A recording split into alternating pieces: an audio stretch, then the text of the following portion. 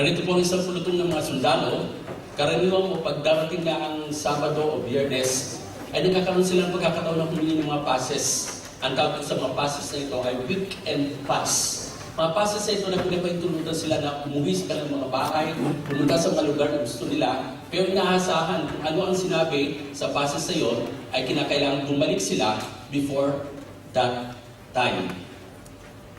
So mayroon isang grupo ang umalis, at nang kinabukasan, at nagkaroon ng tinatawag na roll call, ay napansin ng colonel na mga siyam ang nawawala sa mga sundalo.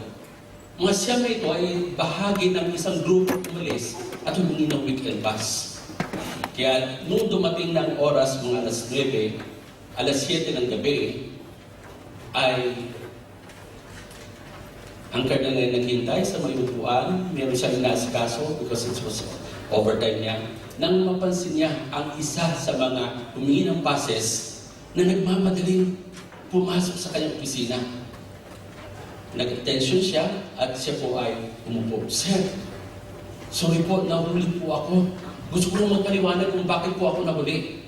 Actually po, ako ay pumunta sa isang lugar at sa pagpunta ko sa lugar na yun, nakalimutan ko yung oras. At dahil doon ay naiwanan po ako ng bus na dapat ay maghahatid sa amin papunta dito, pabalik upang ako'y makasama. But since ako'y determinado po, ang ginawa ko po ay umupa ng isang sasakyan. Pero sa kalagitnaan ng daan, yung sasakyan ay nasira. At nang makita ko, nahinto pa rin yung sasakyan yung somewhere sa field, sa may farmland, at may nakita akong isang farmer. Nakiusap ako sa kanya, pwede ko bang bilhin ang iyong kabayo? Upang ako'y makasakay at ako'y makaalis na. At nang ako'y, nang magkaisa kami, nabili ko yung kabayo at ako'y umalis na, ay nasa gitnaan ako ng daan, nang mamatay naman ng kabayo. Sabi ng gano'n. Kaya ang ginawa ko, since determinado po ako makarating, ang ginawa ko po ay naglakad po ako ng 10 milya pang natitira. Kaya nandito po ako, napapagod at napapagod. Parang hindi maniwala itong colonel na ito. Ganun ka-arte ang ginawa niya, paghinga at lahat. At sinabihan na lamang siya, o sige, ay nireprimand siya. Sinabihan siya, huwag mo nang ulitin. Then, dumating ang ilang mga sandali, mayroong sumusunod na 7 mga sundalo. Bawat isa, pare-pareho ang sinasabi. Naiwanan ng bus, umapa ng sasakyan, ang sasakyan ay nasira, bumili ng kabayo, ang kabayo namatay, at sila'y naglakad. Ay, talagang nag-iinit na ang ulo ng colonel na ito. Nang bandang uli, yung pinakasyam, ang pinakahuling dumating. At sabi niya, pero galit ang colonel ngayon, dahil sa nilolo ko at ako ng mga ito, pare-pareho mga sinasabi. So, sabi niya, Sir, bigyan niyo po ang pagkakataon ng makapagpaliwanag. Nakaligtaan ko po ang oras, ako po ay naiwanan ng bus at ako po ay bumili ng, ay umupa ng sasakyan. Anong nangyari sa sasakyan? Nasira, di ba? Hindi mo nasira ang sasakyan. Ang nangyari po, kaya ako na-late kasi may walong kabayo na nakabulagta sa mga daan. Kaya ako nahirapan makarating. These are excuses.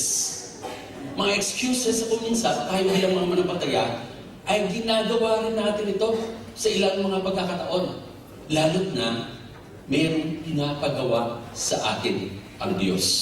Mga kapatid, nagpapatuloy po tayo sa serye ng pag-aaral na ano ba ang mga pumipigil, ano ba ang mga barriers, ano ba dapat natin laktawan, ano ba dapat natin iwasan upang sa ganon ay masunod na tayong kapagtapos sa ating lakbayan bilang mga manampalataya, magampanan natin kalooban ng Diyos nang may pupunyagay sa tagumpay na pinigay sa atin ng Diyos, sa kalakasan na pinigay sa atin ng Diyos.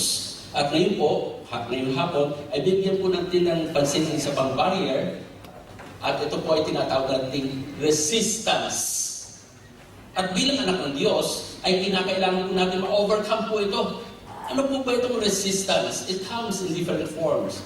At usually it comes in the form of giving excuses.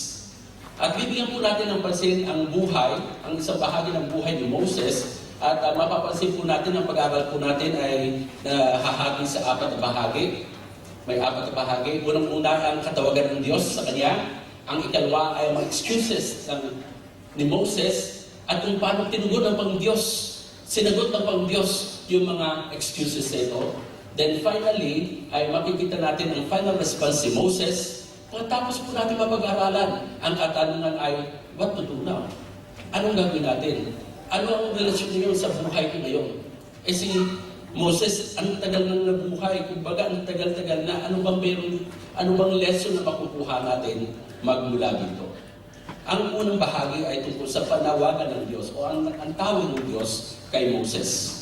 Sa Exodus chapter 3, verses 7 to 9, ay narito ang Panginoon, pagkatapos na si Moses ay huminto at siya ay nagtanggal ng kanyang mga tsinelas o sandalyas, because sabi ng Panginoon, the ground which you are standing is holy ground, ay yun ang pagkakataon na nagpahayag ng Diyos. Sabi niya, nakita ko ang mga misery ng aking tao, ang aking bayan. Napakinggan ko ang kanilang mga iyak dahil sa hirap na kanilang dinanas mula sa kamay ng mga slave masters ng mga Egyptiano. Then sabi niya, dahilan doon napakinggan ko ang tawag ng help na hinihingi nila. Narito ako ngayon, ako'y bumaba upang aking i-rescue sila. At tapos ang aking rescue ay ililid ko sila doon sa isang lupain na kung saan ang pulot at gata ay patuloy na dumadaloy. Bayan na kung saan ang iba't ibang uri ng mga tao katulad ng Canaanites, Perizzites, and all ay naroon. Habang pinapakinggan ito ni Moses, sa kanyang isip ay sinabi na, oh, that's a great idea, Panginoon. Dati may plano na akong ganyan pero hindi nangyari. Pero that's a great idea. Mabuti naman at napakinggan niyo po ang hibig ng mga kababayan ko. Napakinggan niyo ang mga, kumbaga, ang iyak nila, humihingi ng tulong. Pero di pa man pero intermittent na iniisip na yon ay sumunod may sinabi ng Diyos. At ang sinabi ng Diyos ay, so now, go! I'm sending you to Pharaoh to rescue my people so that they will be brought out from Egypt and be brought to the promised land. Dito minto sa kaisip niya si Moses, ako? Hindi ba naman dahil ito? Mahal ka pala ang Diyos. Ako ba talaga ang tinatawag? Kung minsan madali tayong makisaya, makituwa sa mga pagkakataon ng ilang mga kapatid natin ay tinatawag ng Diyos sa iba't ibang panawagan, sa iba't ibang tawag ng Diyos upang ma-involve sa iba't ibang mga gawain. Pero kapag ang Diyos ang tumawag sa atin, ay may mga pagkakataon na gumagawa tayo ng iba't ibang mga excuses. Na mga excuses ito kung minsan are bordering to lying. At diyon ay titignan po natin a little later. Pero ang sagot dito ni Moses ay ganito, who am I that I should go to Pharaoh and bring the Israelites out of Egypt? Who am I? Sino po ba ako? Kung baka nakakaligtaan nyo? 40 years ago, nakapatay ako ng isang Egyptiano dahil sa pagpapahirap niya sa isang kapwa-Israelita ko. Then, doon sa mga araw na yun na matutup ako nang malaman ako sa kinabukasan, tumakbo na ako dito sa media, baka nakakalimutan nyo, Panginoon, na ako po ay isang fugitive, na ako ay isang mamamatay tao, na ako'y hinahanap ngayon. Baka pinapadala niyo po ako kay Pharaoh. Bagamat yung Pharaoh ngayon na nakaupo ay patay na, ay bago na, dahil sa patay na yung dating Pharaoh na kung saan pinag-isnan ko siya bilang foster father ko, o lolo ko, if I may say, sabi niya, ay baka matutok nila ako, mahuli nila ako, at ikulong nila ako. Baka mayroon kong nabubuhay sa henerasyon ko at that time. At malaman na ako ngayon na pinapadala niyo, eh ako yung dating mamamatay tao. Panginoon, baka nakakalimutan niyo? Amoy tupa ko. 40 years akong nagbantay, nag-alaga sa tupa ng aking father-in-law na si Jethro. Wala akong alam. Ang amoy ko, kaamoy na nila. Alam niyo naman, Panginoon, ang mga Egyptiano, ang tingin niya sa mga Israelita, yung sa uri ng occupation na meron kami, shepherding, tinutilig sa nila yan. Ayaw nila. Panginoon, nagkakamali ata kayo ng katok. Baka hindi ako ang tinatawag niyo. Murderer na ako, yung uri ng occupation ko, isa pa sa pinakabababa, at detestable pa sa harapan ng mga Egyptiano. Panginoon, dati, kilala ako. But that was 40 years ago. Ako has-been na ngayon. Hindi na ako sikat. Kaya baka naman hindi ako tinatawag. But obviously, maliwanag na maliwanag, nang makita ni Moses ang isang bush na nag-apoy, nagliliyab, pero napansin niya, ba't hindi natutupo? Ba't hindi nagiging uli o magiging abo? Ba't walang lumilipad ng mga splinters? Kakaiba itong bush na ito, sabi niya. Dahil sa marami ng pagkakataon, for 40 years, ando sa desierto, tiyak, may mga pagkakataon, may kidlat na tatama sa anumang ordinary bush doon sa desierto ngayon at nakita niya. Pero ito'y kakaiba. It's a special sight. It's an extraordinary sight. At nang siya'y lumapit at sinabihan siya magtanggal ng mga sandalyas, alam niya, pangalan niya ang tinawag. At nang sinabi ng Pangdiyos, and so you, wala siyang kasama. Hindi may katatwang, siya ang tinatawag. Pero ngayong mga kapatid ay sabi niya, who am I? Sino ako? Sabi ng Panginoon, I will be with you. Let's not talk about you. Let's not talk about your past. Let's not talk about your background. Stop saying, I am what I am. But say now, I am what I am, but what I will be in the future, if God will be with me, will be a different story. Kung minsan, ang nangyari, yung mga nakaraan natin, parang may kapangyarihan na nagpapaalala sa atin kung sino tayo. Mabuti kung ang nakaraan ay nakakatulong at nakakapag-boost ng moral, pero kung ito'y nakakapigil upang ma-realize natin at din natin ang kalooban ng Diyos, and it comes as a barrier para sa atin, then be reminded of this fact, mga kapatid. Ang nakaraan ay nakaraan na. At maraming mga bagay nagbabago. Ang tao nagbabago, ang mga bagay nagbabago. Ikaw ay pwedeng magbago, at ikaw ay nagbabago. Tayo ay nagbabago. Huwag natin pilitin na pabalik-balikin natin kung sino tayo dati na nagpipigil sa atin upang maging sino tayo ngayon sa kapamaraanan na gagawin ng Diyos. I will be with you. Sasamahan kita. You will have my presence. At dito, usually yun ang sabi na, I'm not worthy. Yan po ang excuses sa mga kulang. Hindi ako karapat-dapat yan. Kung minsan mga false humility ang pagsasabing gano'n. Kasalanan yun. At kung minsan ay totoong sinasabi mo, you are not worthy kung titignan mo ang sarili mo. Pero huwag mong kakalimutan na dito sa pagkakataon, sinasabi ng Diyos, I will be with you. My presence will be with you. My presence will go with you. At since kung ang presensya ng Diyos ay sasama sa atin, kung siya ay sasama sa atin, then anong kakulangan natin? Kung siya ay tumawag sa atin. Hindi nagkakamali ang Diyos sa mga pagkakataon na nagbibigay siya ng mga oportunidad upang kausapin tayo, upang sabihan tayo, may mga gawain na dapat fill up na kinakailangan ang iyong talento, so to speak, ang iyong mga giftings, so to speak, ang iyong mga karanasan. But at the end of the day, sabi ni Moses, I'm not worthy, Lord. Hindi ako karapat-dapat. Then sabi ni Moses, pagkatapos sa sumunod ng Diyos, I will be with you. Sabi ni Moses, suppose kung mga Israelita ay magsabi sa akin, pagkatapos sasabihan ko sila na ang Diyos ng inyong mga ama ang nagpadala sa akin dito. At magtanong sila sa akin kung anong iyong pangalan. Ang kanyang pangalan, o ang iyong pangalan, then anong sasabihin ko sa kanila? Si Moses, ang pakiramdam niya, there should be a bigger name, older than his name, although his name at this particular time, 40 years after, he is now a nobody.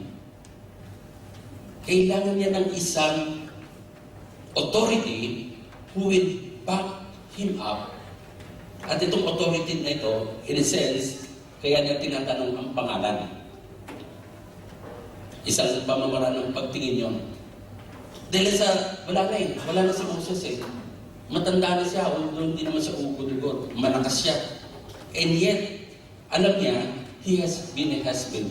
Kumbaga, wala rin siyang otoridad na sa ngayon. Depleted siya. Kulang siya. Kailangan niya ng isang authority na magbaback up sa kanya. Kaya ang tanong niya, anong sasabihin ko sa kanila? Unang-una, pag hindi ko masagot ang sasabihin nila, in the first place, di ko nga rin alam kung anong pangalan niyo eh. Ano ba ang pangalan niyo? Kasi marami yung mga Diyos-Diyosan. Kung sabihin nila, which God? Of course, there's only one God of their fathers. But their fathers, in the pagpapatuloy ng panahon, ay sumasamba sila sa iba't ibang mga Diyos-Diyosan. Sabi ng Panginoon, I am who I am. My name is I am. I am. This is what you are to say to the Israelites. Ito sasabihin mo sa mga Israelita, si I am, si ako, ang siyang nagpadala sa iyo para puntahan kayo. Now, kung titignan niyo mga kapatid, yung sa unang bahagi, sa unang mga talata, sinabi niya, I am the God of your fathers. I'm the God of Abraham. I'm the God of Isaac. I'm the God of Jacob. Ang gusto sabihin dito ng Panginoon, He is a God who had covenanted with them. He is a covenantal God. Siya ang Diyos na nakipagkasundo. Siya ang Diyos na nagbigay ng agreement. He is the God of the past. But though He is God of the past, sinabi naman niya, sumunod may sinabi siyang, I've heard, I've seen. He is God of the present. Napapakinggan niya siya. Kumbaga, hindi siya bulag, hindi siya bingi. When in fact, ang ibig sabihin din ng Panginoon kay Moses, Moses, alam ko naman, fugitive ka eh. Alam ko naman, tumakbo ka sa Midian eh. Alam ko naman, 40 years, yan ka. Matagal na ako dito sa disyerto, bakit ka pa man dumating? I'm there. So He is not only the God of the past, He is also the God of the present. But kung sinabi niya, I came down, and I'm sending you into the future, He's a God.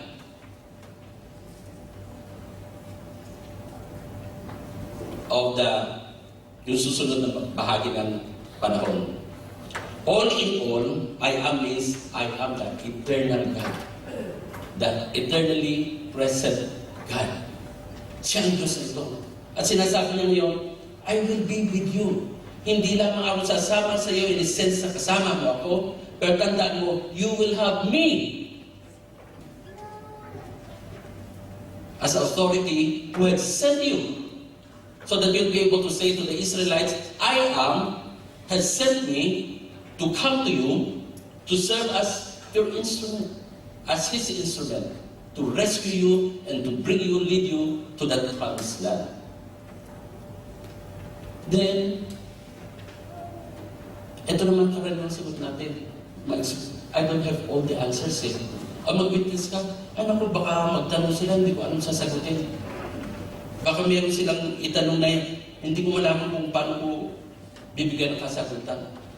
Hindi, kulang ako dyan eh. Hindi ko alam lahat eh. Maintindihan po natin mga kapatid, ang hinihingi ng Panginoon sa atin, yung commitment.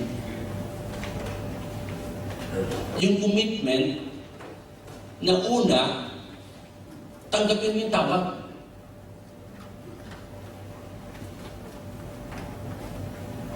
At ang susunod, bahala ang Diyos.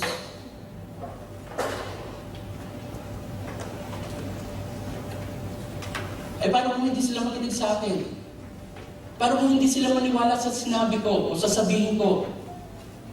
At sasabihin nila ng Diyos, hindi naman nagpakita sa inyo eh. Pero emphasis dito ay, what if they do not believe? What if they do not listen? Ang sabi ng Panginoon, ano ba na sa kamay mo?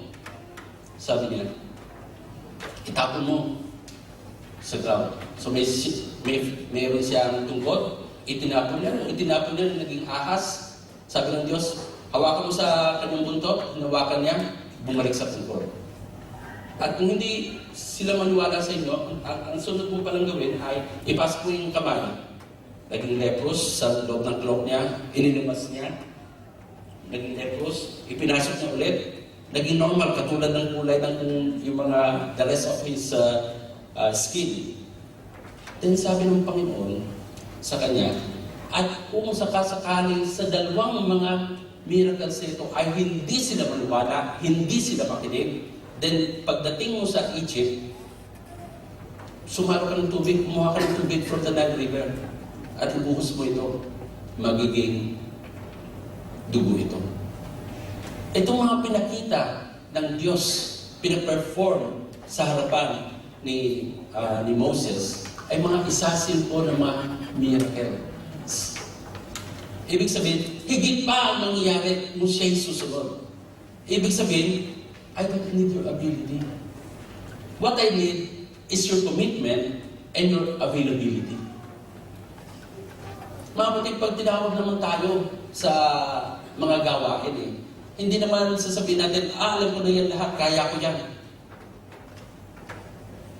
May nagsabi na isang author, sabi niya, kung meron isang uri ng gawain ng Diyos o gawain para sa Diyos na tinawag ka upang tupdin mo ito, at sa pakiramdam mo ay mawawala ang concentration mo sa Diyos habang ginagawa mo ito, then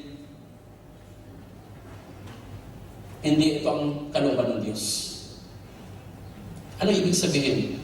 Ang ibig sabihin nito mga kapatid ay makita natin anuman abilidad na meron tayo doon sa tinawag ng Panginoon Diyos para sa gawain na iniatang niya sa atin, makita po natin na kung ano meron tayo, gamitin po natin. Obviously, hindi natin alam ang turns in and out sa mangyayari sa mga sumusunod. At makikita natin somewhere, mga kulangan tayo.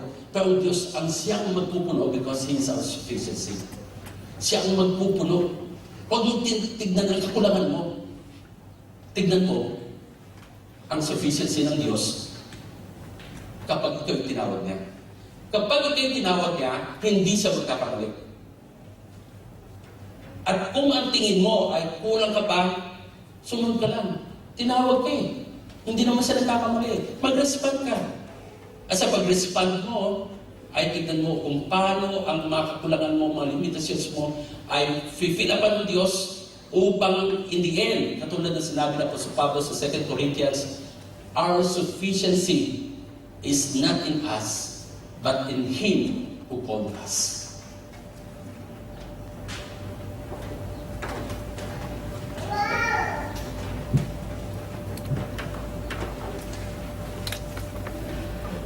You will have my power. Lahat ng mga kapangyarihan na gusto kong pagawa sa iyo, magaganap yun. Hindi dahil sa kakayahan mo, pero dahil sa ako'y sa iyo at ibibigay ko sa iyo ang mga bagay nito. Ibibigay ko sa iyo. Ang kailangan lang, Moses, ay sumunod ka. You will have my power. Ayon sa mga sitwasyon na kinakailangan, my power will be manifested sa pamamagitan. That is how God, who is the authority behind sa mga calling sa atin, will fill all our limitations and will find Him to be more than sufficient to the task He has called us. The task that was put upon sa shoulder ni Moses was a colossal task. Malaking task yan, sa totoo lang. But then, he reminded of the one of God, greater than the one, far greater than the one whom He is calling. Kung baga, gagamitin ka nilang instrumento. You will be my fuel, I will be the fire. You will be my fuel. Kung handa ka, then my fire will be manifested. Yan ang pangako ng Diyos. I may not have all the respect Kung hindi naniniwala ang tao sa iyo, walang respeto sila sa iyo sa isang punto. Kung hindi sila makikinig sa iyo, wala silang respeto. At yan ang tinakatakutan natin. Na hindi natin makuha ang respeto ng mga taong pinagsisilbihan natin. At yun ang pumipigil sa atin na ma-realize natin yung kalooban ng Diyos sa ating buhay. Pero panawagan dito mga kapatid, if I am with you and you have me, and I will give you all the power, then they will see that God is in you, that God is upon you, and because of that, the respect will be there. Of course, hindi lahat maniniwala, hindi lahat masasaya sa paglilingkod mo, pero pinakamahalaga, ganapin mo ang dapat mong gawin. I may not have all the respect.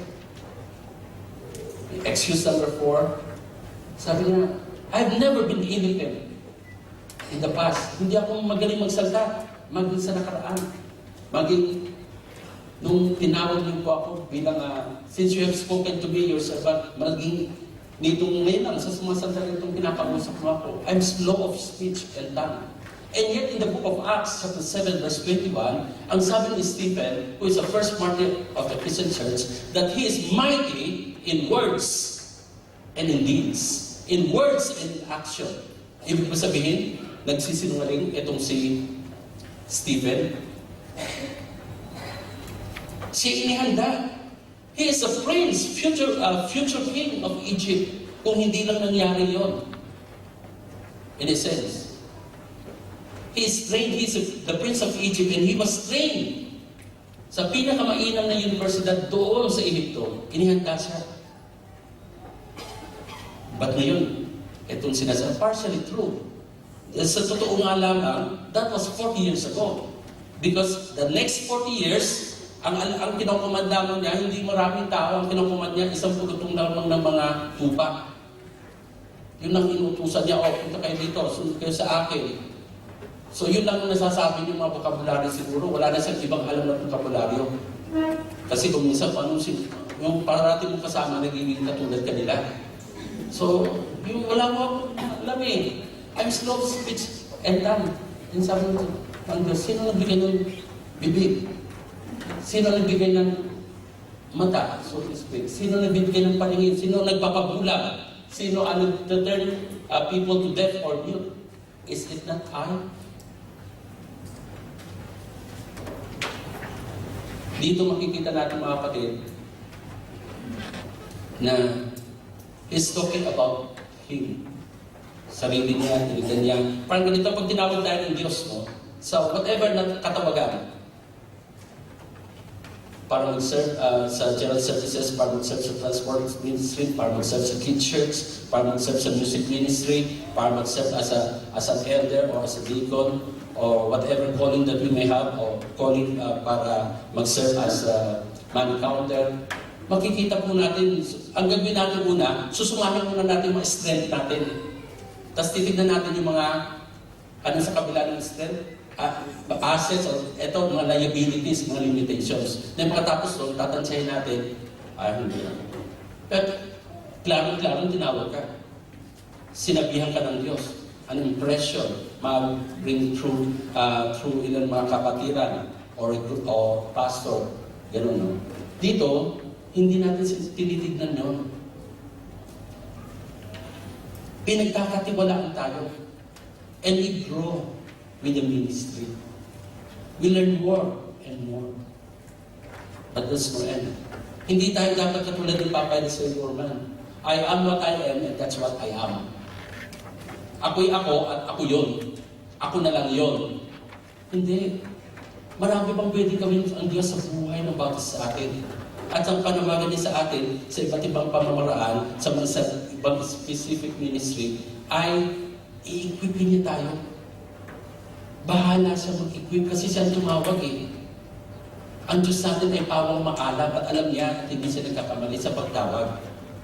Yun ang gusto natin ma-emphasize, makita po natin. Kinakailangan may teachability, teachable spirit tayo. Mapagkumbaba. Nagmi-minister tayo, mapagkumbaba tayo. Hindi natin alam lahat. At hindi natin darating ang araw na alam na natin lahat. Somewhere, somehow, there will be one na hindi natin alam. At ang kinakailangan, patuloy tayong maturuan. Isang espiritu nagpapasakot, isang espiritu na nagpapaturo, isang espiritu na may humility, yan ang pwedeng maging servant ng Diyos. Binabago naman tayo eh. Maybe we are proud before, pero binabago tayo. Si Apostol Pablo, kung paano siya binago. Sumunod siya. And the rest is history.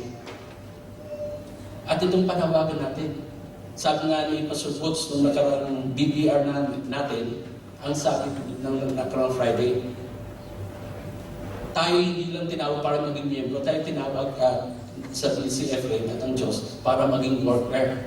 Lahat ay worker. No matter kung ano man uri ng ministry pinagkatiwala sa ating ginampanan natin ng buti, we are workers. Yun ang gusto natin makita. And we are talking about leaders. And we have seen leaders in you. Kaya pag tinawag kayo ng inyong LG leader, sabi, ikaw naman mag-assist kasi yung isang LG leader natin, yung assistant natin, ay humiwalay na siya, nagkaroon na naman siya ng isang maliit na grupo. So, kinakailangan ng assistant dito, so ikaw naman itatapon ngayon. Malay mo, and greater possibility, ang Diyos ay gumagawa sa mga leaders natin at tumatawag siya sa pamamagitan ng mga leaders natin upang kung iba naman ay mag-fit in.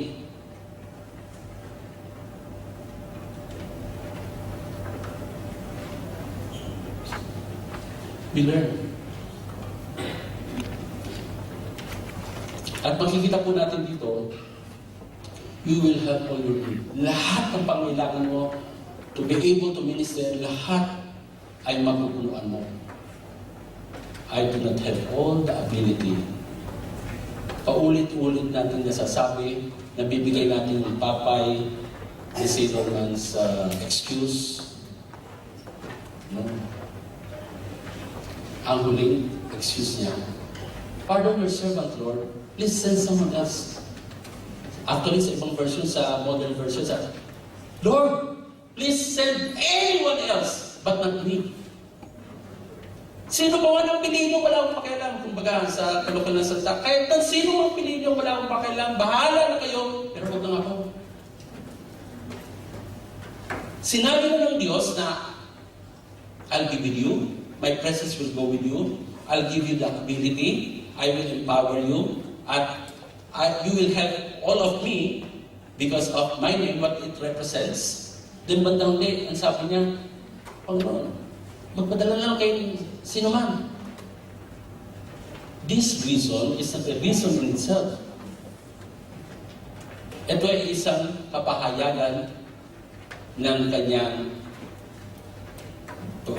pagwawalang tiwala.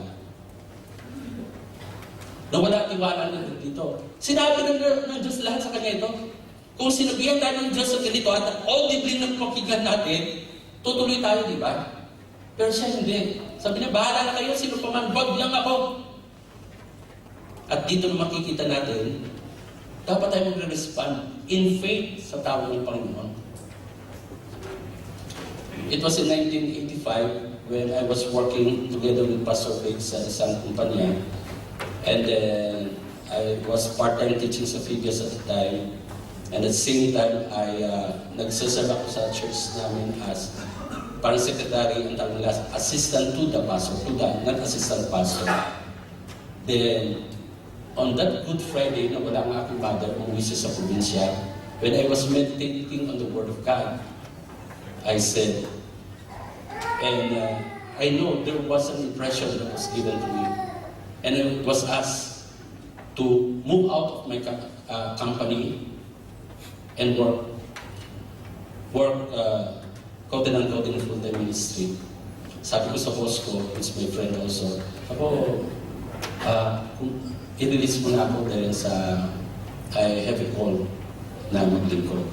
Sabi ng boss ko, basta tiyakin mo lang ang kaibigan ko na mapapakain mo si mama, Maang, ang tawag niya sa mama ko rin, ng 3 times a day. Kung magagawa mo yan, go wherever you want to go. So sabi ko, may God can do so. And the rest is history. When I was called in sa Baring Christian Fellowship, it was a different story. Two elders on separate occasions, they came to the Philippines. Sa SM pa ata kami, kung nakita kami minsan, sa Europe kung saan kami nakita, they were asking me to come. I said, no. I'm very happy, very satisfied ako, very comfortable ako sa ministry na meron ko sa church namin as a senior pastor then later. At sa pagtuturo, I'm very comfortable. I don't want to go. Pumunta lang ako dito para sunduin si Sister Lane. Para pag-asok iuwi ko siya. At doon lang kami magpapatuloy. But there was a turn of events. Turn of events that we never had expected. And the rest is history.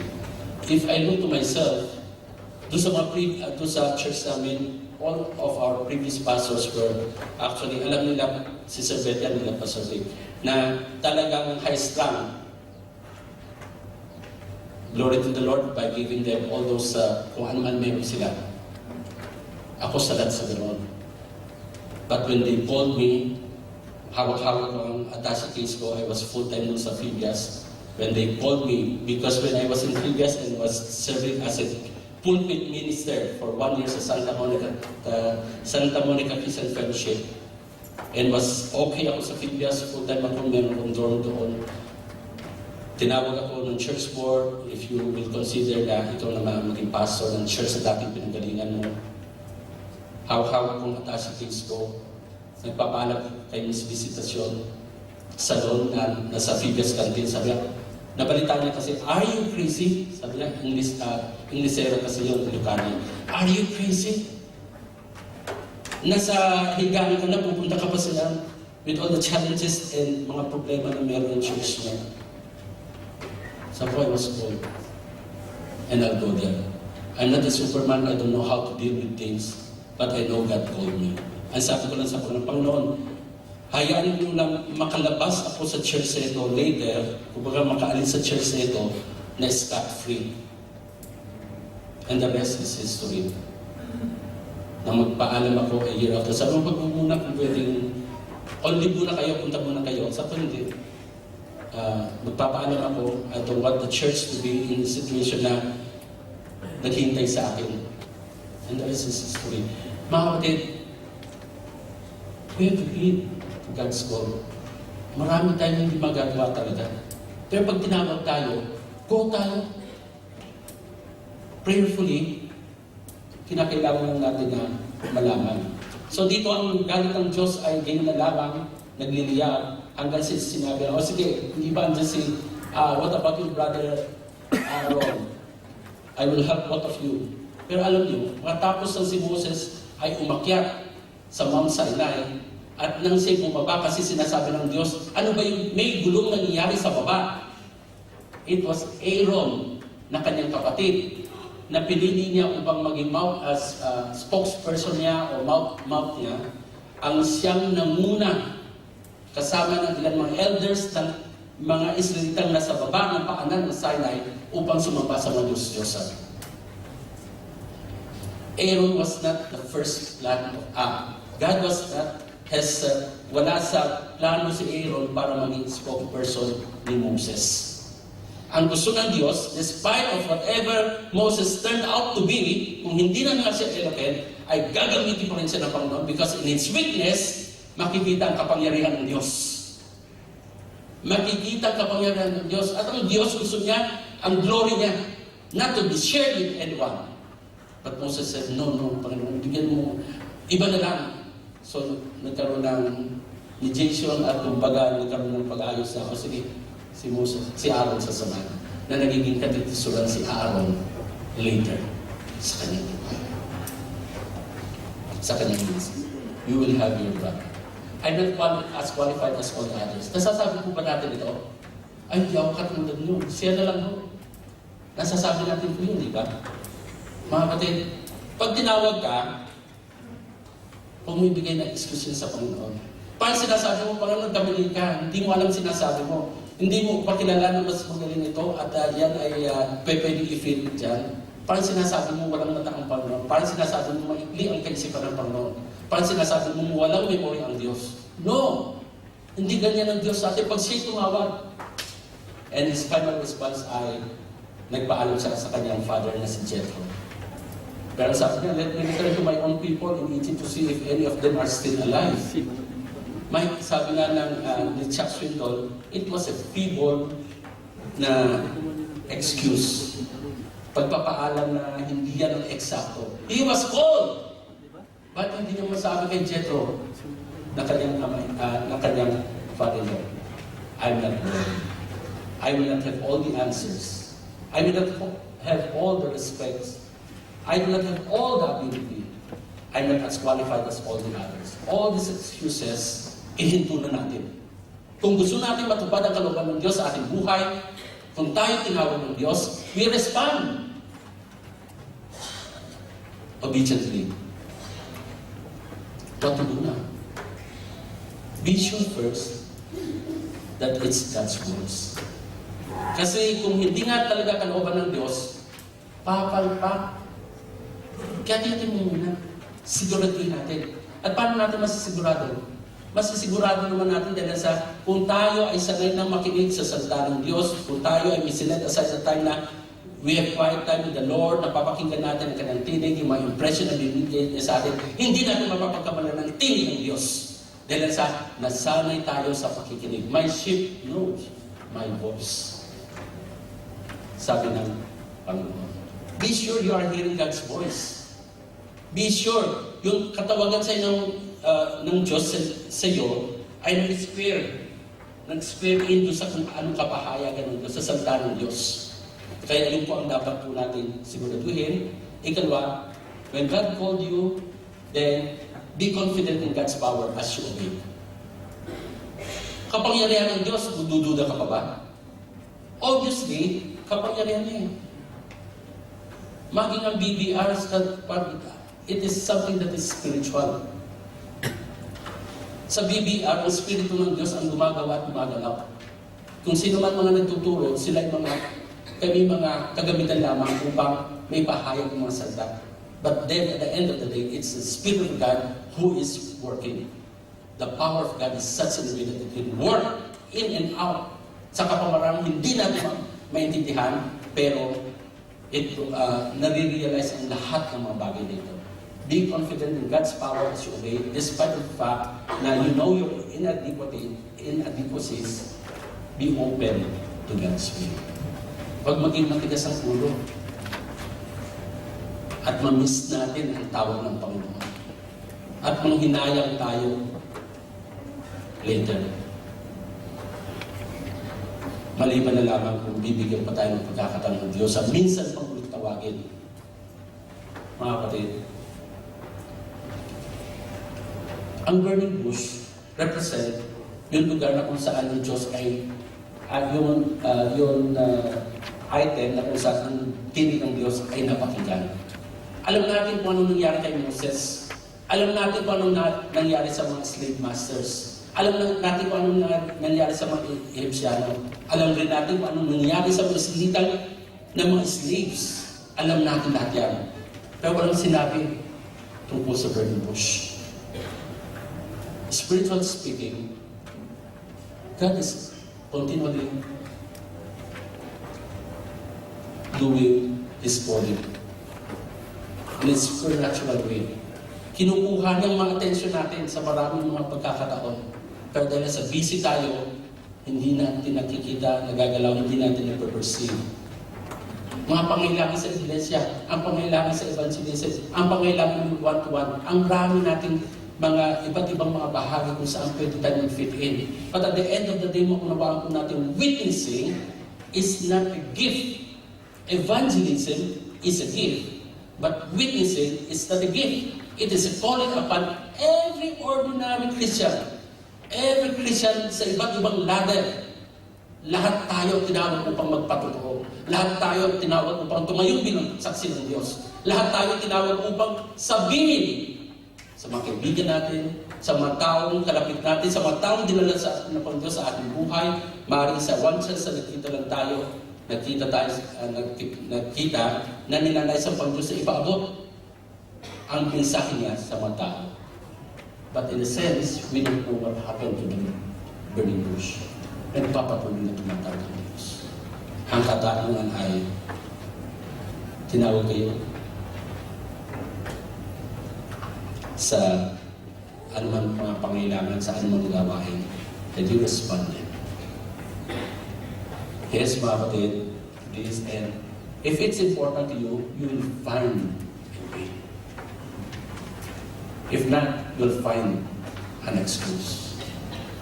Ngunit, kung tayo ay tunay ng mga mananampalataya, ang nais sa atin ay kaluguran ng Panginoon Diyos, ang nais sa atin ay glory ng Diyos, ang nais sa atin ay masunod sa Diyos, then we will always find a way to fulfill God's will. What He wants from us, our right response is to say, yes, Lord, and let the rest bahala ng Panginoon. And as you submit, at habang ginagamit ka, glory will be given back. Tayo pinagalaman.